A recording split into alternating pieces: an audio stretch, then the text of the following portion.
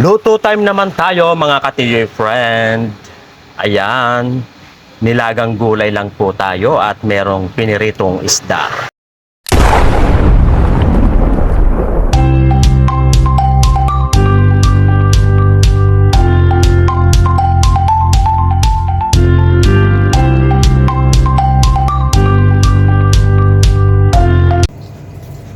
Ilalagay na po natin mga ka-TJ friend yung ating sibuyas at bawang. Ayan, meron na tayong tubig para sa sabaw ng ating niluluto. Sunod, ilagay na po natin yung ating kalabasa. Ayan, napakasarap na naman ang ulam natin ngayon mga ka-TJ friend. Sunod, inilagay na po natin yung ating talong.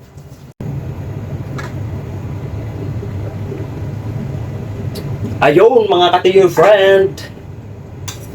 Oh, di ba? After 10 minutes ng ating pagpapakulo sa ating kalabasa at talong at bawang at sibuyas. Ito na po yung ating isdang piniritong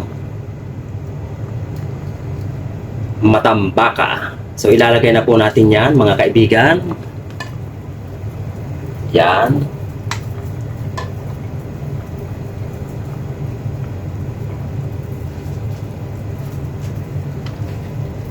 Siyempre maglalagay din tayo ng okra. Yan.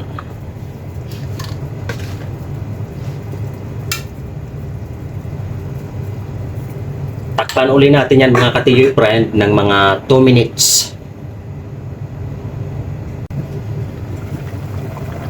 Ayun.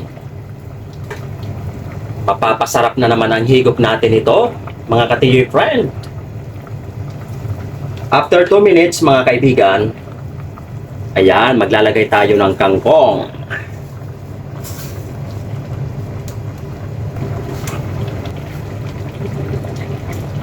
So ayan, maglalagay po tayo mga ka-TJ friend ng seasoning.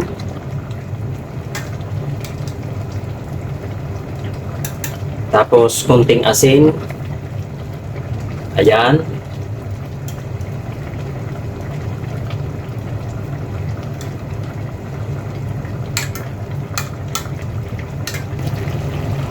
Ayan, luto na mga ka-TJ friend ang ating ulam.